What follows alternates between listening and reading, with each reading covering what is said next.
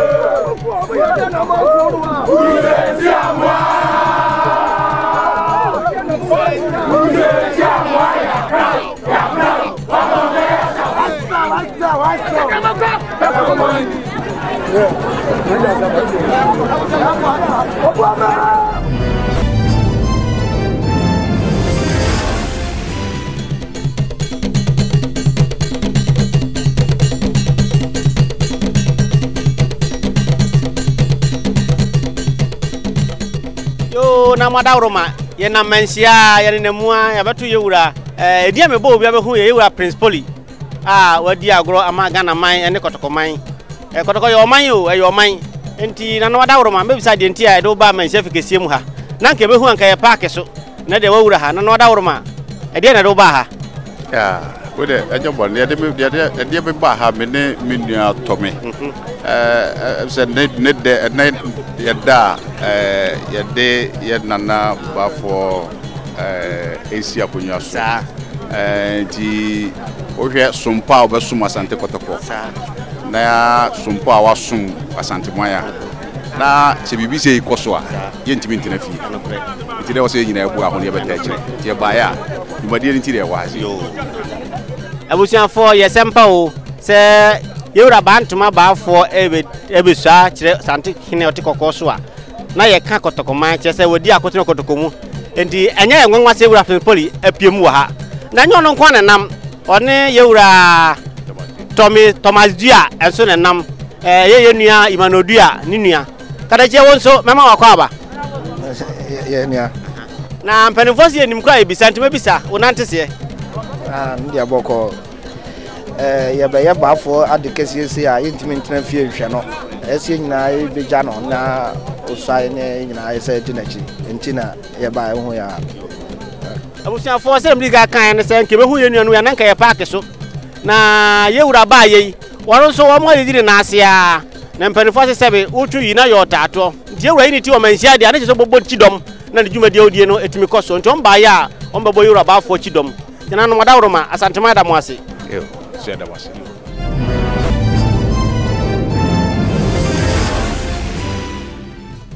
yo atiefo madawroma NYANSAPO abadwafo na yaduru manhia yi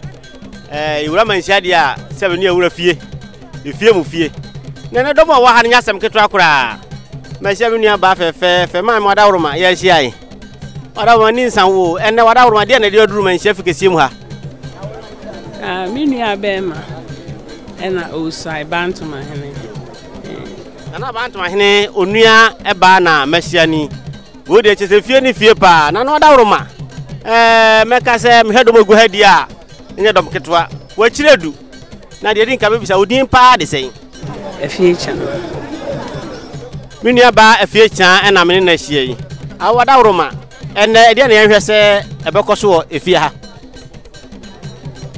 eniji enko sere minua ba ka no se ene ye eniji enko a obeta onua ba machi amana so a kire Asantehene otikoko so yewura krowura enti obaya obeta onua chi na wase bibi a kire ohene nana akwaba na sabe nyo no nkwana nam me ofa no bidi na chi onso masi bibi na omo so ase bibi a kire me akura wonso ya hia ya eja madawroma na di sei pacho efrem kwakudua na nkana na so sanka bemde kwakudua agba no abondinye dodo pacho nana kwakudua piao na no madawroma wo so bisa na ante se mpanisi yenum kra ebisa na ekwa so me pacho adawroma minua ne bafo timbeta na chia me sai edina ma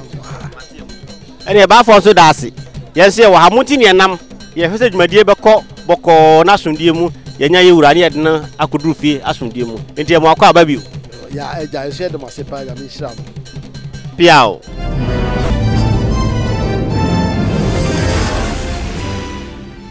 yo adeshima madawroma yenemu o manhia fikesie mu a se yakase Bantamahene ne nam o yewura bafo ne ne nam na chidomfo no doso mema mu mema na wa hai mabatumi wura wa ha madawroma mebisa no ni din ene ni dibre na madawroma ye fra wo sei ye fra mo hene babbo na menu ohene babbo na menu nam na hye na madawroma wa chakonya so wo fa hen eti akonya so wo atwuma na ebehi atwuma na ebehi ena nana edi ade na madawroma menu se oba fie ha da bia ha ye ofie na enso akropot en na de upiem ha madawroma se ha wa enka se bibi kire yei de pia se mi wura ba ko pene ba for Bantamahene me na Akan hen na yewura otumfo se ye mra oyen fa ne mra no mesi bibi nkire no no mefa Bantamahene hwe so yo amaneti awan se nana na ye Bantama Akan hen enti na se ni wura besi bibi a kire otikoko so ane kyese wono so oboni chidom enti obaye ani wura nti na obaye na madawroma mebisa se kontre feku no udambi mpacho me demu bi ye ne ba for Bantamahene jas for mpanyimfo abusia sa oba akonyadie mu a nana no gu ahodo se de wokọ asra adwuma mu a ye wo striking force ni buffalo no oba ye kontre jase akwamu ene de keka ho enti na hu se ejichemu aba no enti se nana kan ye no yate na yesu bibi ewo ho tina na madawroma ba for das santima das besme das your bro piao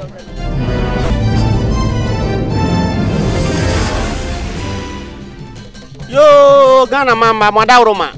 mo amunti ene tutu na mo yaba manhia fikesie mu ha ye ba ya nante se ye ba akopɛ yewura ba fo ne ne ba ye na sebe mama beto edom wa ha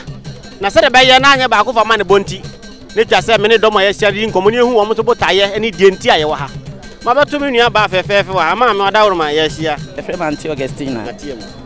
Auntie Augustina ena me no ahia yi ma me akwa aba ye eja madawroma menim se dom wa ha doso ena obiare ne obeye enne ede na de oba ha de ma me ba ha ne se ba afo de ne si apatame wo ye me nua wo ye me ba wosan ye mi kunu nua ketewa no no na kire se oyinu mu firim anyeye oyinu kunu enua ketewa wosan ye ne ba enti na se wa ma na anyeye ba fo daase se obeta na chi amadwumade akoso mo anti ne nam enti NYANSAPO badwafo ne ba ye daase emu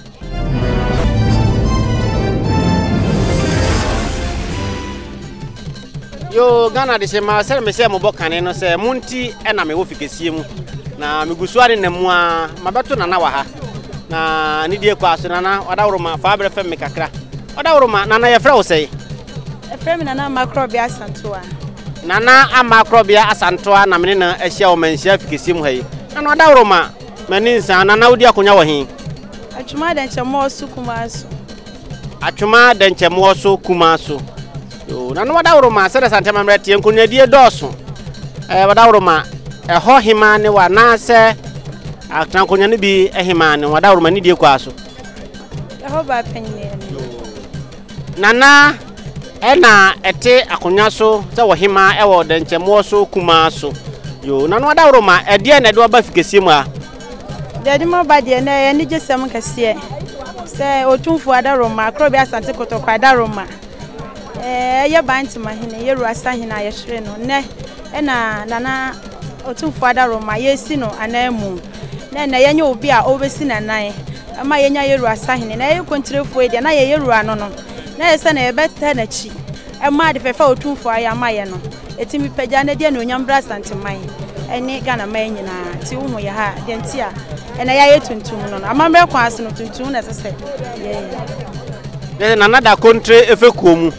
enti musahene nene obesi bibia kire otekokko so etire twa se oba na bebo ni chidom yo abusiafo se nana se no nana eda kontre efekuomu enene se be kontre ne fekutre nene obesi bibia kire otumfo nti oba ya obebo ni wura chidom na wase bibia kire nana no wadawroma Asante ma da wase lesu na masiri bia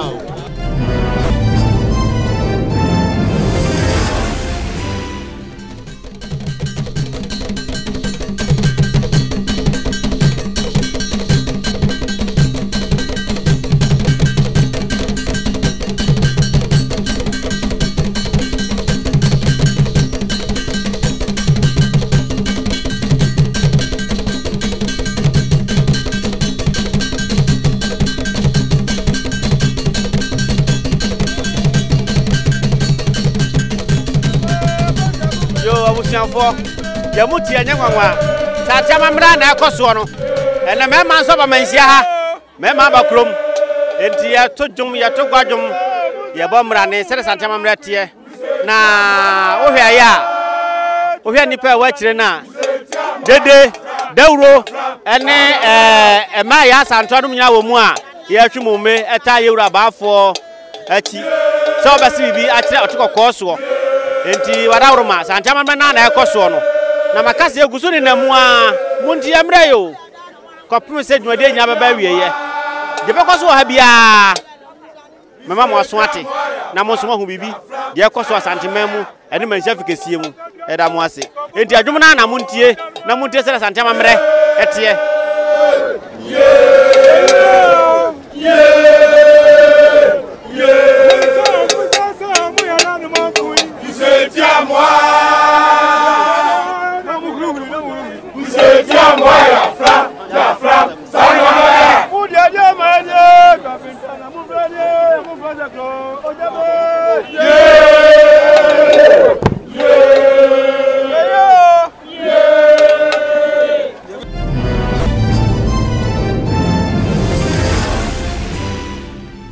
yo Ghana mama wadawroma munti na namu eye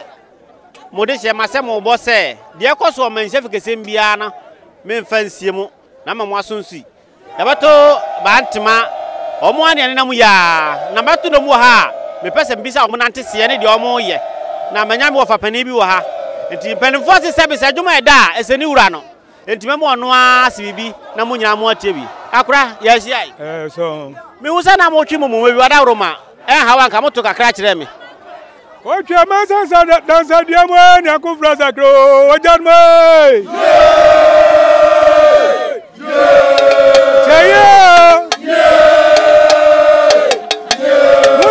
Musa mu ya danu mangui musetamwa daga mama na tudia na mudani musetamwa ya fra ya na wadawroma me wusa mi na ba bisu ma bisu ono so ba me ha ma me wo si etie wa yan mo mo dia dia ma ya ne na to apentra ne ya frɛ mo ya ko fra sakro panyi me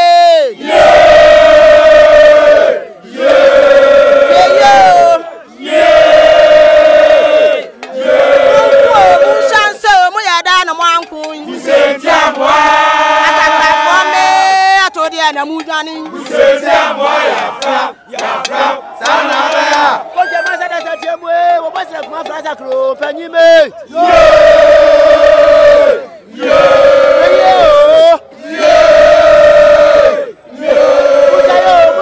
mu ya da na manko Busetia mo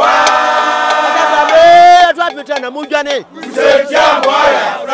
ya fra sana ya mudia dia manye topinta na mufranye ku froza kro ojabe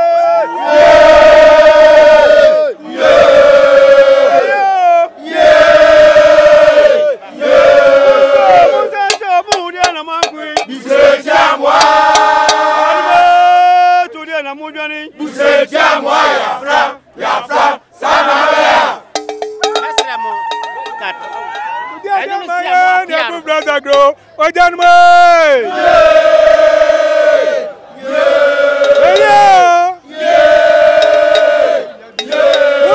musa mo yara no mankui Busetia mo tabra kwame na tudia na mujani Busetia mo ya fra sana ya nana wada roma meka se dwom minim dia mo ye ya fra no sei eya sakra tete hono ne ba sakra di ohene nim kokon ya kokon wi a ya dinkuni mu a ye ba nwum a ye boni ba busa sa mo kwa mo ye den so ho ya se ho nyina pasa ya ka no kwa chesa nwum ma so hu sa wosin ya adwuma ha mo ma susuma bani mu ha pa oda roma fitati ma mre wadwa piao otumfu asakra hene ayo na dwom oda roma ekoya dwom sa ne ti na ye ntini ye to bo asipeja na ba ko na oda roma ye ntie mu asem ko twema sa dan sadia mu no nkumfra sakra ojar mu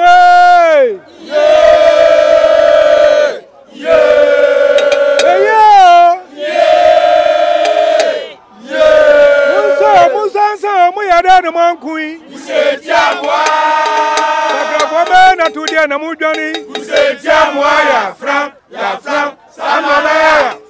ya bre fiao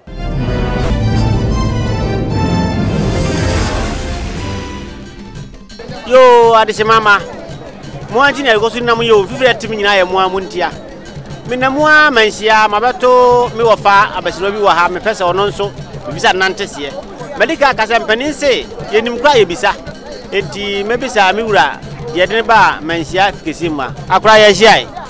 ya awura ada roma udin de sei ye frame kwame jawuchem se kase kwame jawuchem a woni hwan kwame jawuchem woni Bantamahene ne ma ahene mani nyina ye panina otiaje am the oldest son of the stool na me be so me papa asen amamre kwanso be so na sen na e de na si eja nem na me je bia me yemra abrante no na me editor of Ghanaian Times afi na me former president of Ghana Journalists Association afi me former member of parliament well at the first fourth republic first parliament na kan atuma mbonwa constituency na maybe satawada ma abai be breso na wo ye MP no Rollins first government any first republic first parliament of the fourth republic abimanta David Rollins first for parliament 1993 to 96 say the ka kan no na mpani fo pia o sebe ayen sempi na yen kan kese na oda woroma santema da wase yura ba fo da wase se wonso uba ebesai na o papa mu ayo akura kafra o papa ebesai na o bon chidom o papa oda wase mu pia o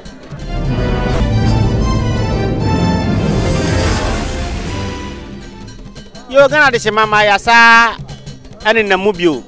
eye nyansapo abadwakuo na yehye yi egusu ane na muntia mre yo fifiri atie nya ye muntia sere mahusu de yakoso asante mem Ghana mem ha ene menhia fikesie mu na mnemu amatumi wura bi ewa ha me pese ono abo ne din nye hunu de ntia ode ba fikesie mu ane nantese na wada woroma ye frɛ wo sei fami nana sedu bana kontihin nana sedu bana kontihin na mne na hie na wada woroma ede na do ba ha yo we de boni bia ni fi se ansa na mekasa no me kire me mpanifo kakra matiam ne dika papa ya ogina bo aha ya akufu bana akrofrum chairman akrofrum chairman na wada ma odin di sei nana chairman ya aboate piao na ofiri wa no aba bana jase hene ni bana jase hene bana jase na wada ma odin di sei Alhaji Yusuf piao we de ofiri wa no aba ye mpanifo nsusu ni